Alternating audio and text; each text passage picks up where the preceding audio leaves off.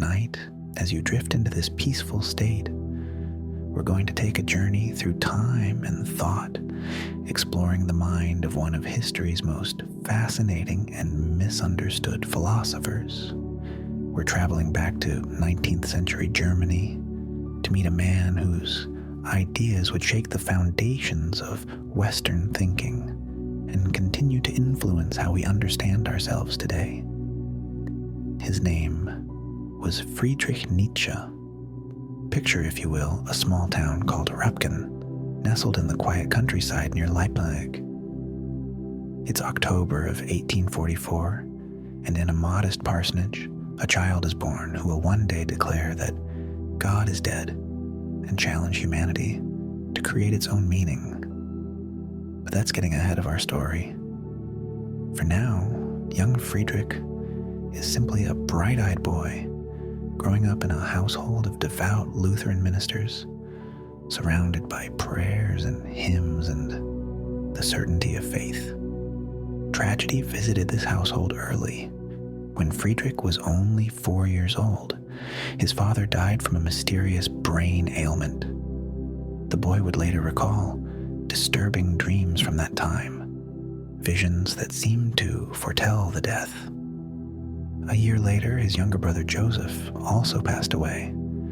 These early encounters with death planted seeds of questions that would grow throughout his life. What does it mean to exist? Why do we suffer? Is there purpose in our pain? Or are we simply leaves blown about by an indifferent wind? The young Nietzsche threw himself into his studies with remarkable intensity. At the prestigious Schulpahorta boarding school, he discovered the ancient Greeks, and something in their worldview spoke to his soul in ways that his family's Christianity never quite had. These were people who looked at life unflinchingly, who saw beauty and terror intertwined, who created gods that were passionate and flawed rather than distant and perfect. The tragedies of Aeschylus and Sophocles showed him a culture that didn't hide from suffering, but transformed it into art. At university, Nietzsche studied classical philology, the deep examination of ancient languages and texts. He was so brilliant that at the almost unheard of age of 24, before he had even completed his doctorate, he was offered a full professorship at the University of Basel in Switzerland. His colleagues were astonished. His students were captivated. The academic world seemed to stretch out before him like a golden path. But Nietzsche's mind was restless. He couldn't content himself with merely studying ancient texts. He wanted to understand life itself, to grapple with the deepest questions of human existence. And so, alongside his academic work, he began to develop the philosophical ideas that would eventually make him famous and infamous in equal measure. To understand Nietzsche's existentialism, we must first understand what he was reacting against. 19th century Europe was a world in transition. The old certainties were crumbling. Science was revealing a universe far vaster and older than anyone had imagined. Darwin's theory of evolution suggested that humans were not specially created beings, but products of blind natural processes. Industry was transforming society, pulling people from farms into factories, replacing ancient rhythms of life with the mechanical ticking of clocks. And then there was Christianity. For over 1,000 years, it had provided Europeans with answers to the fundamental questions. Why are we here? To serve God. What happens when we die? We go to heaven or hell? What gives life meaning? Following divine commandments. But for Nietzsche, watching the intellectual currents of his time, these answers no longer held. Not because someone had disproved them, but because people had stopped truly believing them. They went through the motions, attended church, mouthed the prayers, but the living faith had drained away, leaving only empty ritual. This is what Nietzsche meant when he wrote those famous words, "God is dead." He wasn't making a theological argument or celebrating atheism. He was diagnosing a cultural condition. The God that had given meaning and structure to Western civilization for centuries was no longer a living presence in people's hearts. And this, Nietzsche understood, was both a crisis and an opportunity. The crisis was nihilism. If there's no God, no cosmic purpose, no objective meaning written into the fabric of reality, then what's the point of anything? Why should we be moral? Why should we strive? Why not simply give in to despair or hedonistic pleasure-seeking? Nietzsche saw this nihilism spreading through European culture like a disease, and he took it seriously. He didn't dismiss the problem or pretend it wasn't real. He stared into that abyss with unflinching eyes. But here's where Nietzsche's genius reveals itself.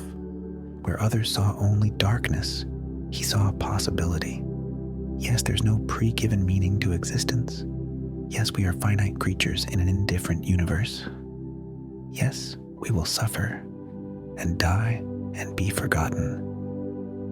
But precisely because of this, we have the freedom and the responsibility to create our own meaning. This is the heart of Nietzsche's existentialism. Think about that for a moment as you lie there, breathing slowly, your body heavy and relaxed. What if meaning isn't something you find, but something you make? What if your life isn't a puzzle with a predetermined solution, but a canvas awaiting your brush? This can feel terrifying at first, like stepping off solid ground into empty space. But it can also feel liberating, like a bird released from a cage it didn't know it was in. Nietzsche gave this idea of self-created meaning many names throughout his writings. One of the most famous is the will to power. Now, this phrase has been terribly misunderstood, twisted by those who came after Nietzsche to mean things he never intended. The will to power is not about dominating other people or conquering nations. It's about something much more intimate and profound. The will to power is the fundamental drive of all living things to grow, to overcome obstacles, to become more than they currently are. Think of a plant pushing through concrete to reach sunlight. Think of a child learning to walk, falling down again and again, yet persisting. Think of an artist struggling with a difficult work, refusing to settle for mediocrity.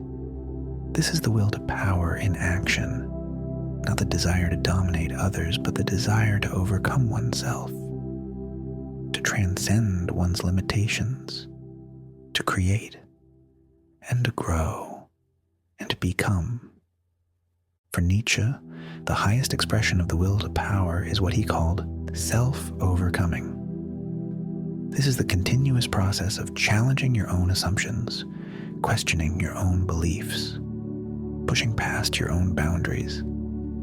It's not about reaching some final destination of enlightenment, but about the journey itself, the eternal process of becoming who you are. Let your mind drift now to another of Nietzsche's central ideas, perhaps his most challenging and beautiful concept, the eternal return. Imagine, Nietzsche proposed, that you were visited by a demon who told you that you would have to live your life over and over again, exactly as it has been.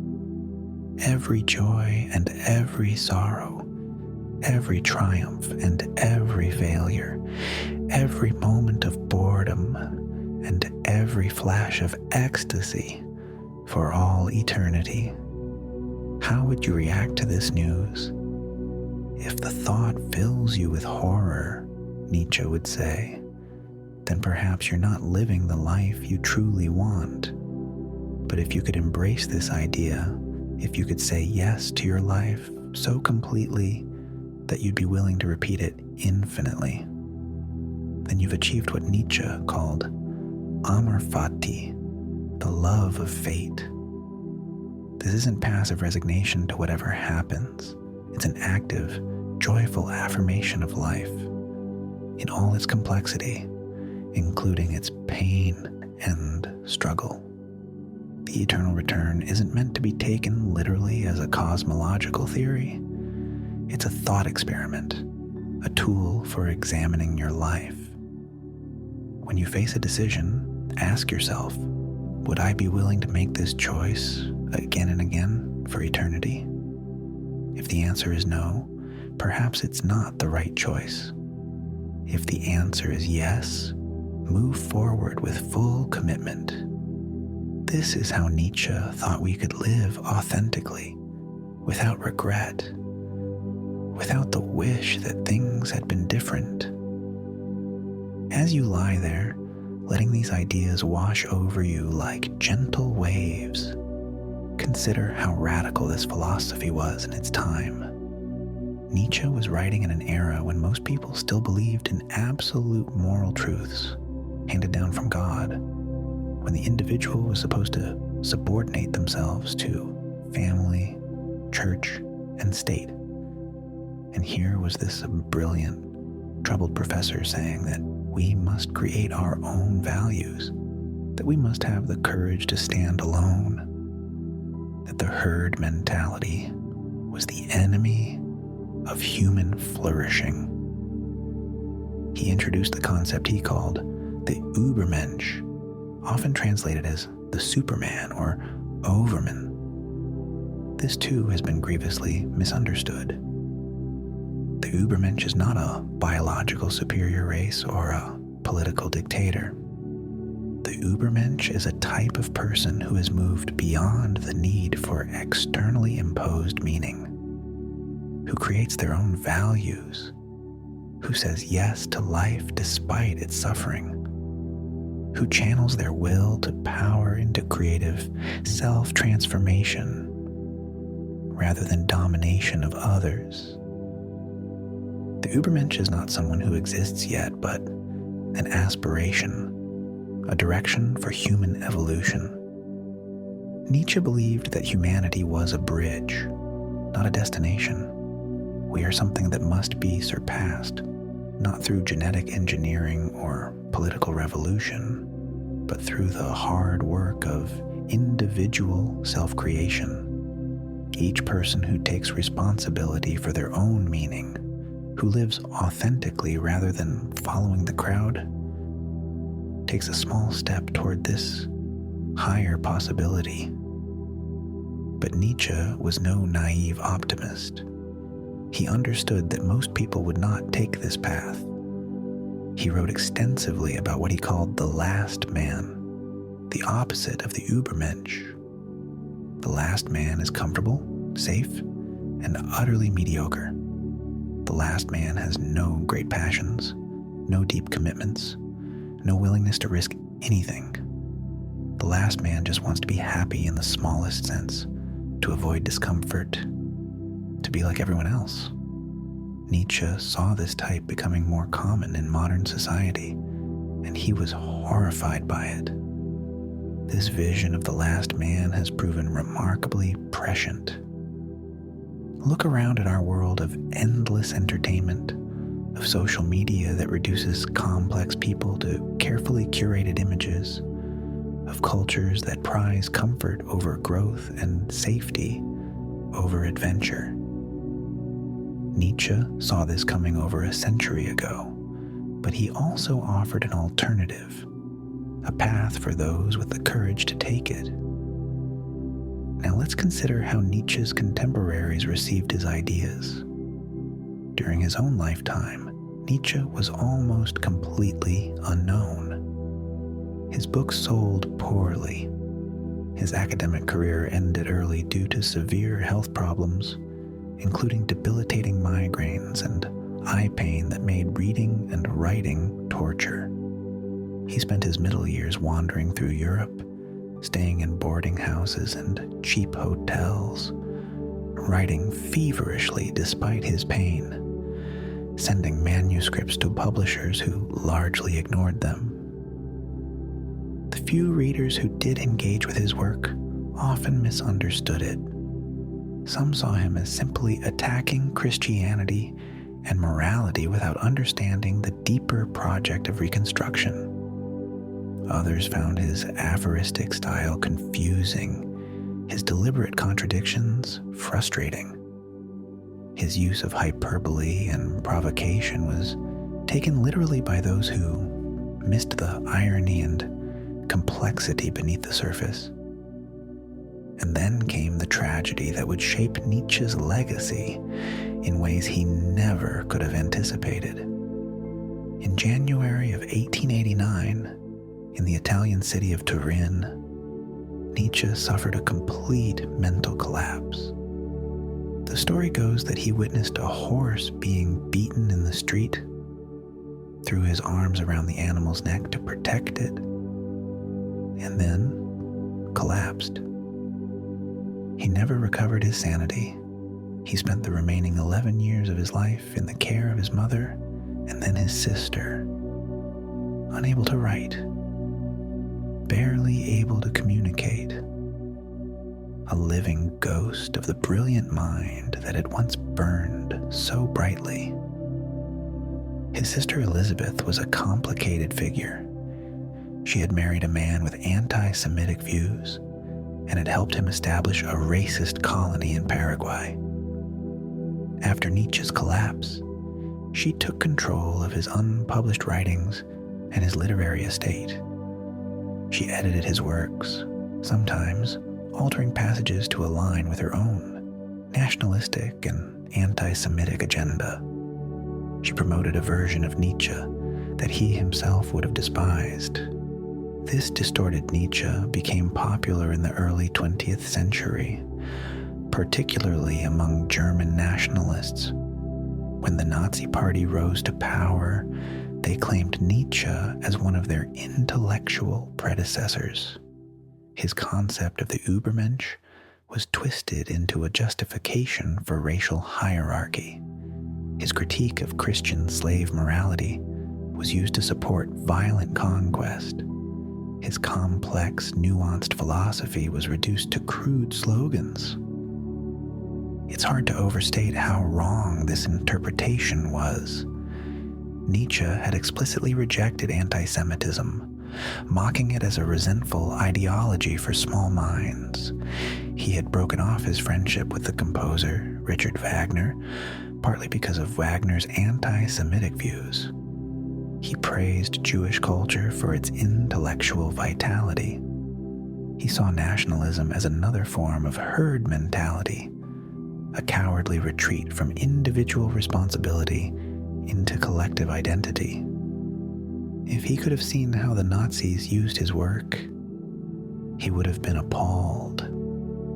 After the Second World War, Nietzsche's reputation was in ruins. He was seen as a proto-fascist, a dangerous thinker whose ideas led inevitably to gas chambers and genocide. Many people still hold this view today, which is a tragedy of intellectual history. They reject one of humanity's most profound thinkers, based on a misrepresentation created by his own sister and exploited by a murderous regime.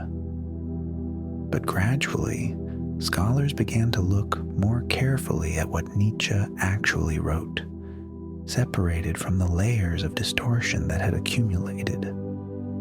The French philosophers of the mid-20th century were particularly important in this rehabilitation. Thinkers like Jean-Paul Sartre, Albert Camus, and later Michel Foucault and Jacques Derrida recognized in Nietzsche a kindred spirit, a predecessor who had grappled with the same questions of meaning, authenticity, and freedom that concerned them. Sartre's existentialism, with its emphasis on radical freedom and responsibility, owes an enormous debt to Nietzsche, even when Sartre didn't explicitly acknowledge it.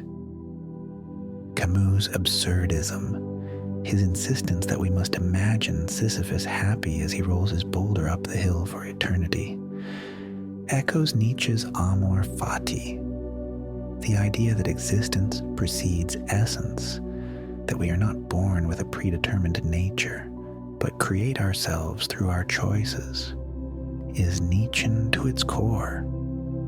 In the decades since, Nietzsche has been claimed by many different movements and ideologies, some more legitimately than others. Libertarians appreciate his emphasis on individual sovereignty.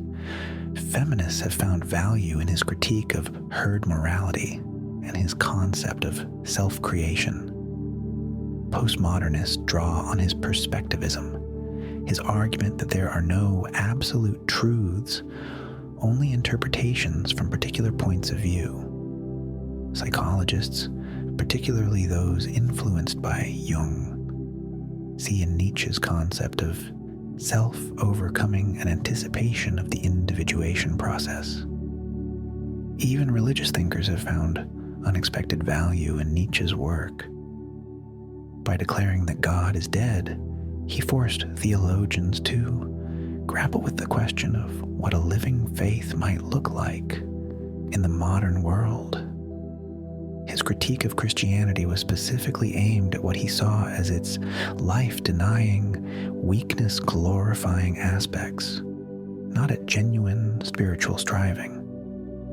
Some have argued that Nietzsche, in his own way, was more religious than the comfortable churchgoers he criticized, because he took the question of ultimate meaning with absolute seriousness. In our contemporary moment, Nietzsche's ideas feel more relevant than ever. We live in an age of unprecedented choice and uncertainty.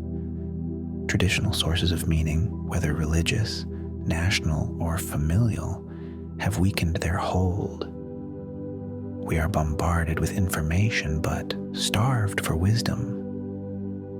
We have more freedom than any previous generation, and often feel more lost because of it. Nietzsche offers no easy answers to our predicament. He never promised that creating your own meaning would be simple or comfortable.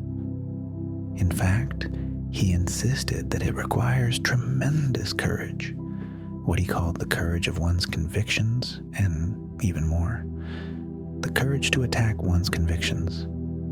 It requires facing the abyss of meaninglessness without flinching, and then choosing to create regardless.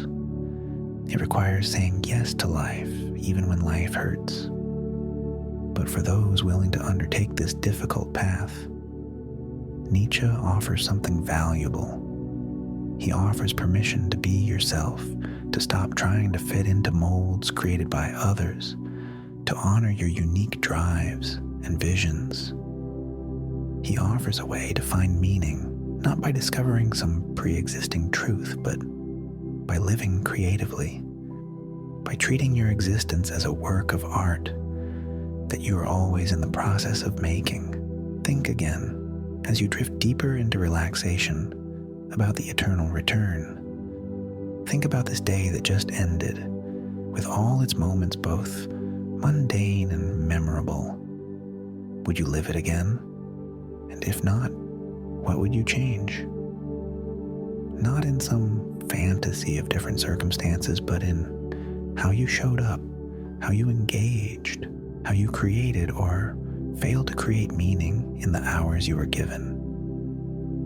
Nietzsche wrote that one must have chaos within oneself to give birth to a dancing star. This beautiful image captures something essential about his vision. The chaos is there, whether we acknowledge it or not. The universe has no inherent meaning, no cosmic plan, no guaranteed happy ending. But from that chaos, through the creative act of living with intention and courage, something beautiful can emerge, a dancing star, a life well lived, a self that has been consciously created rather than passively accepted. As your body grows heavier and your mind grows quieter, let these ideas settle into you, not as doctrines to believe, but as possibilities to consider. You don't have to agree with everything Nietzsche wrote. He would have been disappointed if you did. He wanted readers who would wrestle with him, argue with him, use his ideas as springboards for their own thinking. He wrote not for believers, but for those strong enough to doubt. The 20th century judged Nietzsche harshly, often unfairly, projecting onto him the horrors that others committed in his name. The 21st century is still deciding what to make of this strange, brilliant, tormented thinker who saw so clearly the crisis of meaning that would define our age.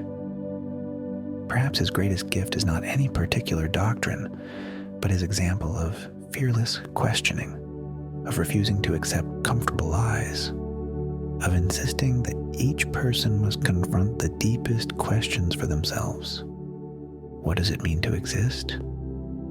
Nietzsche would say that the question itself is your answer.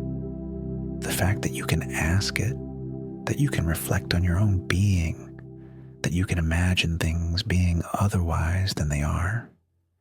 This is your unique privilege and burden as a human being. No other animal asks why it exists. Only we stand at this strange crossroads of consciousness, capable of creating meaning in a meaningless universe. And what meaning will you create? That question hangs in the air as you drift towards sleep, not demanding an immediate answer, but inviting ongoing reflection.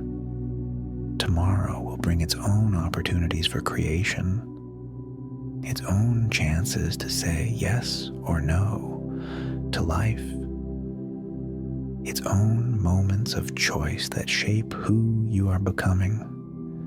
Tonight, simply rest in the possibility that your life is yours to make, that the chaos within you contains dancing stars waiting to be born. Nietzsche died in 1900 at the age of 55, after 11 years of silence and madness. He never knew that his books would eventually be read around the world, translated into every major language, studied in universities, quoted in conversations. He never knew that phrases like, "What doesn't kill me makes me stronger," would become part of popular culture. He never knew that his face would appear on posters and his ideas would influence thinkers in fields he never imagined. But perhaps he suspected something of this sort might happen. He wrote often about posthumous fame, about planting seeds that would only bloom after the gardener was gone. He wrote for the future, for readers not yet born, for those who would come after the values of his time had crumbled and new questions needed new answers. In this sense, he is writing for you right now, in this moment of quiet receptivity before sleep. Take what serves you from his ideas. Leave what doesn't. Create your own synthesis, your own meaning, your own path through the chaos toward whatever dancing stars are uniquely yours to birth. This is what Nietzsche would have wanted. Not disciples, but fellow creators. Not followers, but dancers. Your breathing has slowed now, deep and regular. Your body is completely relaxed, completely supported, completely safe. The night stretches out before you, full of dreams yet to come. Whatever those dreams bring, remember that you will wake tomorrow to another day of possibility, another chance to create, another opportunity to say yes to life. And perhaps, in some quiet moment tomorrow, a phrase from tonight will return to you. Perhaps you'll remember the Übermensch as an aspiration toward self-overcoming, or the eternal return as a test of how fully you're living, or Amor Fati as an invitation to embrace your fate rather than resist it. Perhaps you'll remember that meaning is made, not found, and that you are the artist of your own existence. Or perhaps you'll simply sleep deeply and peacefully, and that will be enough. Nietzsche, for all his grand philosophizing, also understood the value of rest, of letting the conscious mind quiet down so that deeper processes could do their work. He wrote about the importance of forgetting, of not carrying every thought and worry forward, of allowing the slate to be wiped clean so that new creations could emerge. So let yourself forget now. Let the words fade into the background, like music growing softer. Let your thoughts dissolve like morning mist. Let your awareness narrow to the simple sensations of breathing and being. In this moment, there is nothing you need to do, nothing you need to figure out, nothing you need to become. You are already enough exactly as you are, here, now, on the edge of sleep. The 19th century is far away now. Its concerns and controversies faded into history. Nietzsche himself is long gone, his troubled body finally at rest after so much pain. But ideas don't die the way people do. They transform, evolve, find new expressions in new minds.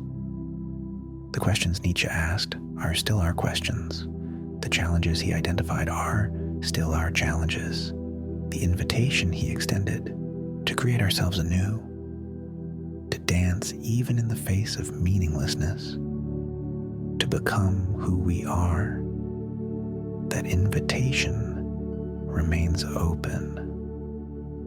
And so, as you cross the threshold into sleep, carry with you not a burden of philosophy, but a lightness of possibility. The night is kind to dreamers and creators. Whatever your subconscious mind produces in the hours ahead, trust that it is part of your ongoing self-creation, part of the eternal process of becoming.